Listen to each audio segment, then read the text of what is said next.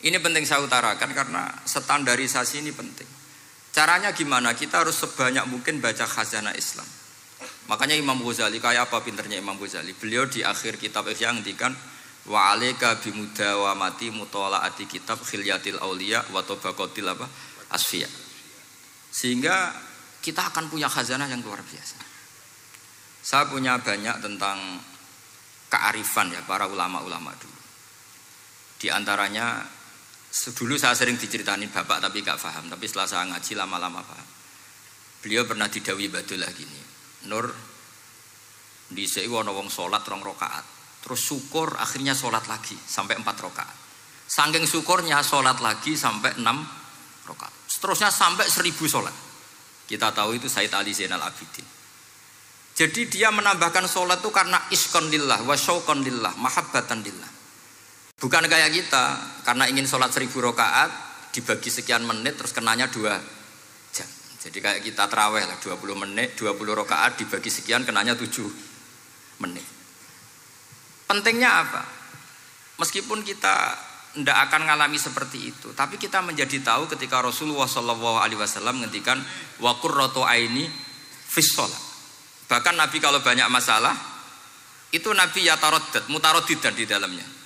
Setelah mutaraddidan agak panik, Nabi tanya gini sama Aisyah, Aina Bilal, Aina Bilal. Bilal kemana, Bilal kemana? Setelah Bilal notok, tok tok tok tok, ya Rasulullah as-sholat. Arifna ya Bilal, arifna ya Bilal. Saya kasih istirahat ya Bilal, saya kasih istirahat. Karena roh dunya, roh politik, roh kebudayaan, roh dulur bulet kabeh.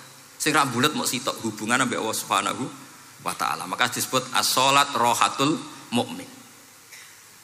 Apa yang terjadi? Ashabu Rasulillah ketika Sayyidina Umar ditusuk oleh Abu Lulu al-Majusi, tentu pakai kira-kira ya panah yang kayak pancing. Jadi kalau sudah dimasukkan kadu cabut itu sakitnya minta ampun. Apa kata Umar?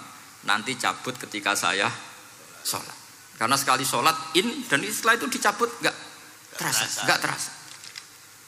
Ya, kalau sholat kita ada nyamuk ya sudah. Ini penting saya ceritakan sampai ada wali ditawarin Allah, silahkan masuk surga, tanya ya Allah di surga ada sholat enggak? Kalau tidak ada sholat enggak lah katanya. Karena dia nggak bisa membayangkan nikmat tanpa sholat. Sehingga penting sekali kekaguman-kekaguman ini. Ketika Sayyidina Umar wafat, di antara yang pertama ditanyakan adalah yang bunuh saya siapa? Itu Hulamul Mughirah, Abu Lulu al-Majusi. Beliau spontan langsung ngendikan gini, Alhamdulillah alladzi ja'ala maniyati biyadi rajulin lam yasjud laka sajdatan tuhajuni biha yaumal qiyamah. Matur nuwun Gusti, saya dibunuh oleh orang yang enggak pernah sujud. Kalau saja dia pernah sujud, saya tidak berani maksudkan dia. Jangan-jangan sujud itu engkau terima kemudian dia min ahlil jannah. Kayak apa pentingnya kenangan sujud? Rasulullah juga pernah ngendikan nanti kalau dunia sudah ruwet, as-sajdatul wahidatu khairun minad dunya wa ma fiha. Satu sujud lebih baik ketimbang dunia seisinya. Karena itu kelayakan kita sebagai hamba. Makanya Abu Hasan Asadili ngendikan, sudahlah kafal amilina jazaan an radhiyakalaka ahlan. Sudah ditakdir ngamal sudah harus syukur. Kok mikir ditompo ta ora usah, gak penting. Itu madzhab Abu Hasan Asadili. Dan itu ditiru para kiai-kiai kita. Madzhab Said Abdul Haddad juga ditiru kiai-kiai kita. Sehingga sedekah Rasulullah ketika ngendikan al ulama warasatul anbiya. Ini penting saya utarakan karena khazanah kita biar tetap kaya. Makanya masyhur dalam Manaqibul Ghazali kita tahu Imam Ghazali itu orang yang luar biasa, pengarang Ihya. Saya punya banyak karangan beliau, Al-Arba'in Al-Usul. Tapi yang paling saya cintai tentu Ihya, kitab Mustasfa, kitab Qawaid Fikih itu Usulul Fikih. Manaqibul Ghazali adalah Rasulullah pernah jejer Nabi Musa. Terus Rasulullah ngendikan ulama ummati ka anbiya'i Bani Israel. Terus kata Nabi Musa, yang benar saja, masa ulama kok kapasitasnya kayak Nabi, apapun hebatnya itu enggak mungkin lah kapasitasnya kayak Nabi. Terus kata Rasulullah, ya sudah buktikan saja. Terus dipanggillah Imam Ghazali. Ketika dipanggil, ini katanya Ghazali katanya. Ditanya sama Nabi Musa, siapa namamu? Ana Muhammad bin Muhammad Al-Ghazali At-Tusi Asy-Syafi'i. Mau jawabnya panjang. Terus kata Nabi Musa, kecangkeman gitu, cara Jawa itu kecangkeman, ditakoki jeneng kok jawabnya kakean. Terus kata anak Imam Ghazali, ya lumayan saya. Jenengan ditanya Allah sing ya alamus sirra wa akhfa saja jawabnya kelebihan. Apa itu kata Nabi Musa? Wa ma tilka biyaminika ya Musa. Qala ya asoya atawakkau 'alaiha wa ahusyu biha ala ghanami wa liya fiha ma'aribu ukhra. Jadi Nabi Musa ditanya, sing mbok gawa iku apa ta? Ini tongkat saya, tak pakai ini, tak pakai ini, tak pakai ini. Jadi masih banyak kelebihan jenengan timbang saya. Akhirnya fa'aqarra Nabi Musa ini ikrar bahwa benar-benar ulama Rasulillah itu keambiyai bani apa? Israel. Jadi khazanah-khazanah kecerdasan gini ini penting. Sehingga ketika ada kemacetan fikih, ada kejumudan fikih, tugas kita adalah memecahkan kejumudan itu. Misalnya begini, ini yang sering dilakukan Bapak saya dan Gus Ali. Kancanan wong fasik hukumnya piye? Ya ora oleh, wong kok kancanan wong fasik. Tapi kalau dibalik, bina wong fasik boleh ndak? Boleh. Syaratnya bina kudu ngancani. Jadi dibelokkan gitu aja sudah rubah. Hadza huwal fiqh. Yang dikatakan fikih ya seperti ini. Tapi orang-orang yang enggak ngerti detailnya fikih, apalagi usul fikih, fikih itu menjadi rumit. Makanya ahli sunnah itu luar biasa. Ada orang mati karena narkoba atau karena apa itu? Oplosan. Itu kiai cokre. Itu kiai alim biasa datang. Itu ya biasa mempersaksikan, nggih mayite sae nggih. Nggih. Padahal orang itu enggak percaya ini orang mati cokre kok apa? Sae. Padahal dia di kiainya bilang gini, wis sae saiki wis iso nakal katanya. Maksudnya saya sudah mengakhiri semua kenakalannya lewat apa? Lewat kematian tadi. Karena itu doa Rasulullah. Rasulullah itu kalau ngedikan itu luar biasa. Allahumma ij'alil hayata ziyadatan li fi kulli khairin wal mauta rohatan li min kulli syarrin. Ya Allah, jadikan hidup ini ziyadatan li fi kulli khairin. Jadi anggap saja kalau hidup itu berarti potensi tambah baik. Anggap saja kalau mati itu akhir dari segala keburukan. Berarti orang cukri ini mati itu baik apa buruk? Baik, karena dia sudah tidak bisa buruk lagi. Makanya saya. Nah ini khazanah yang luar biasa. Karena tadi kematian adalah ar-rohah min kulli apa? Syarrin. Nah ini sesi kedua, mungkin ini tinggal seperempat jam atau setengah jam. Saya ini karena biasa ngomong lama. Saya mau menerangkan kalimat tauhid. Ini penting sekali. Kalimat tauhid itu kata Ibnul Qayyim Al-Jauziyah dalam kitab Zadul Ma'ad. Ini kitab kesayangan Sayyid Abdul Al-Haddad. Sampai beliau ngendikan, ya letani minha iddatan nusakhin li uhdiyaha ila tullab. Semoga saya punya naskah banyak yang mau saya hadiahkan ke santri-santri. Saking pentingnya kitab apa Zadul Qayyim. Itu beliau mengartikan la ilaha illallah itu luar biasa.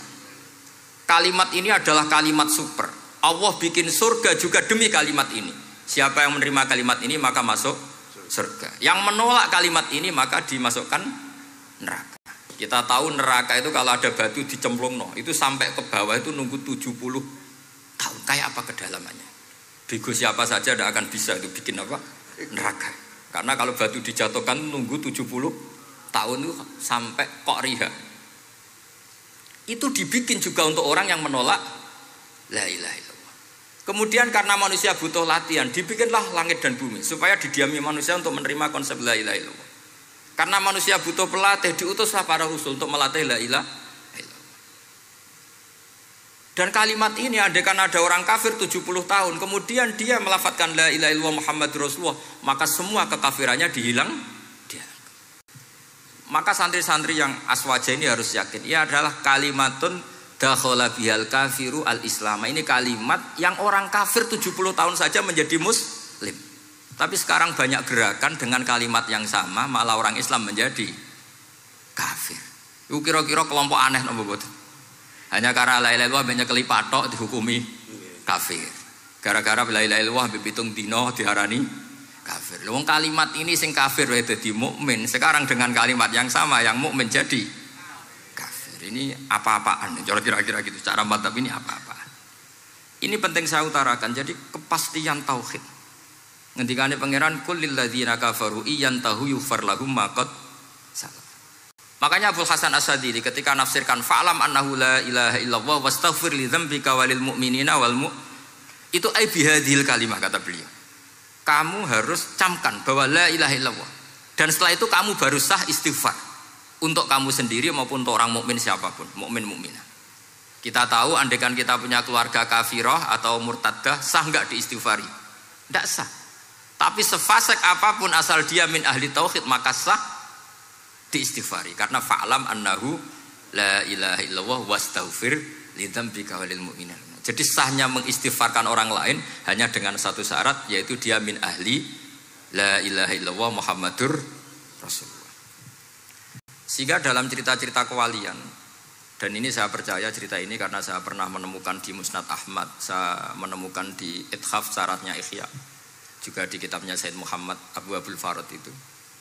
Dulu itu ada wali yang tukang bikin Istanbul itu. Pernah dengar tuh Istanbul itu yang Quran kecil itu. Kalau sekarang kan dibikin masif, mau 5.000-an. Kalau dulu masih asli. Itu Kiai Sarbini itu kayak Mbah Khalil Bangkalan. Jadi karena dia orang penting itu, nak diundang orang itu, ya engkau nak ditakoki pangeran muni rombongan. Jadi kayak Mbah Khalil juga Mesir gitu. Terus ditinggal lagi. Engkau takoki pangeran muni ngenteni Mbah Khalil, ngenteni rombongan. Ya sudah gitu dong. Tapi karena beliau terkenal wali ya. Singkat cerita kalau Sohibul Bait ini enggak terima karena pas 7 hari sampai di sebelah no sapi apa-apa ternyata dia tahlilnya sebentar. Terus kata beliau, ya sudah semua makanan itu ditimbang pakai pohon kelapa. Yang satu kosongin katanya. Kifatul mizan yang satu atau kafatain mizan yang satu dikosongin. Beliau datang yang bikin Istanbul tadi. Bilang bis itu sudah jam 4 katanya. Sudah tinggi bismillahnya. Kata beliau, bismillahku ora genep ae wis ngalahno pakananmu, apalagi genep katanya. Ini penting saya utarakan nanti di cerita yang di kitab Musnad Ahmad. Ini perlu dicamkan. Saya hafalkan hadis itu. Inna wa ta'ala istakhlasa rajulan min ummati ala ru'usil khalaik. Setelah dipertontonkan, fayan syuru alaihi tis'an wa tis'ina sijillan. Kullu sijilin minha maddul basar. Jadi ketika dipertontonkan itu ada satu box. Yang satu boxnya itu sudah sepanjang mata melihat. Sudah satu boxnya saja itu mislu maddil basar, sepandang mata melihat. Apalagi di 99. Terus Allah itu fair. Allah tanya, afalaka uzrun, apa kamu melakukan kesalahan banyak ini punya alasan? Enggak katanya. Adzolamat kata badi al-hafidun. Apa memang malaikat itu sentimen sehingga salah kamu tok yang ditulis, kalau kamu enggak salah enggak ditulis? Enggak ya Allah. Terus kata Allah, bala innalaka inti hasanah, kamu masih punya satu kebaikan. Ketika Allah bilang kamu punya satu kebaikan, apa kata lelaki tadi? Nah, gunanya apa ya Allah satu kebaikan dibanding kesalahan yang sebanyak itu? Akhirnya kesalahan yang sebanyak itu ditimbang. Si timbang satunya itu hanya la ilaha illallah Muhammadur Rasulullah. Fato syat as-sijilat. Semua catatan salah tadi kalah. Kenapa? Fala yaskulu ma'asmillahi ta'ala syai'un. Karena di dunia maupun akhirat tidak ada yang bisa mengalahkan kalimah thayyibah. Tapi sekarang kalimah thayyibah itu jadi tersangka. Nah ini makanya saya mohon santri-santri, hujjiyatu ahli sunnah wal jamaah ini harus mustaqirrah, harus sabitah, harus benar-benar berargumentatif. Sehingga kita tahu setahu-tahunya bahwa kalimat ini adalah kalimat yang orang kafir saja menjadi muslim. Masa dengan kalimat yang sama orang mukmin menjadi kafir. Ini penting saya utarakan karena kita harus terus belajar. Caranya gimana? Ya diantaranya tadi belajar kitab Ihya, beberapa kitab. Sehingga khilaf-khilaf fikhiyah, meskipun kita tidak bidangnya misalnya, itu tetap punya kualitas yang luar biasa. Saya sampai sekarang menerima sorogan kitab Mahalli. Itu di situ ada perdebatan unik. Boleh enggak misalnya jenazah itu diletakkan di belakangnya yang sholat? Kata kaul awal enggak boleh. Di mana-mana jenazah itu ya di depannya orang apa? Sholat. Tapi kata kaul sani, ya boleh saja jenazah itu tidak imam katanya. Iya. Sehingga pentingnya kaul sani adalah kalau Anda di Arab Saudi itu jenazah-jenazah tetap di kamar mayat, kemudian yang sholat ya di depan jenazah. Karena kalau dipaksakan di depan berarti jenazahnya di dekat apa? Ka'bah. Kayak apa kreditnya Mekah. Nah, meskipun kita tidak melakukan itu karena nanti dianggap aliran apa? Sesat. Ada jenazah kok di belakang kita sholat apa? Di depan. Tapi ini ilmu harus kita dengar. Begitu juga khilafnya kaul qadim dan kaul jadid. Menurut kaul jadid, yang namanya sujud itu harus 7 anggota. Karena kata Rasulullah SAW, umirtu an asjuda ala sab'ati a'zumin al-jabhah wal yaden wal rubbaten wal kodamen. Berarti al-jabhah 1, yaden 2, kodamen rubbaten 2, kodamen 2. Sehingga kalau kiai-kiai fanatik fikih itu nak anak-anak sujud ngongkrong dipetel-petel dong. Mergo supaya 7 apa? Anggota. Tapi kata Imam Syafi'i dalam kaul qadim, kata beliau wayah tamilu, mungkin saja sujud itu cukup pakai jabhah. Karena dalam doa Nabi itu hanya sajadalaka wajhi wa sam'i wa basori. Tidak ada Nabi dongo sajadalaka wajhi wa yadi wa rubbati wa qadami. Jadi kecerdasan ulama-ulama dulu itu luar biasa. Sehingga kalau kita baca pembanding-pembanding itu, lama-lama kita menjadi cerdas. Ini yang terakhir saya cerita tentang Imam Ghazali. Dulu banyak orang yang bermadzhab pentingnya uzlah. Sehingga banyak ulama yang uzlah. Alasannya kumpul wong serepot tok. Paling gak ngerasani wong lah. Minimal dosanya ngerasani wong. Singkat cerita banyak ulama yang uzlah. Kemudian umat ini dipimpin aliran-aliran sesat. Terus ulama yang uzlah-uzlah itu diparani sama ulama yang sudah jadi wali. Ya akalatal hasis, karena dia di hutan sehingga makannya hanya rerumputan. Taraktum ummata Muhammadin sallallahu alaihi wasallam fi aidil mubtadi'ah. Betul uzlah itu baik, tapi membiarkan umatnya Nabi dipimpin orang-orang yang sesat. Makanya kita terima kasih sekali Gus Ali ada di antara kita, membimbing kita, membina kita. Jangan terus dunia wis rusak tinggal nawa tidak bisa. Ini ummatur Rasulillah. Ummatun marhumah, ummatun mahfudhah, ummatun mar'iyah. Insyaallah apapun kondisinya kita tunggoni, baik dalam skala negara, masyarakat maupun kultural. Saya kira demikian. Wassalamualaikum warahmatullahi wabarakatuh.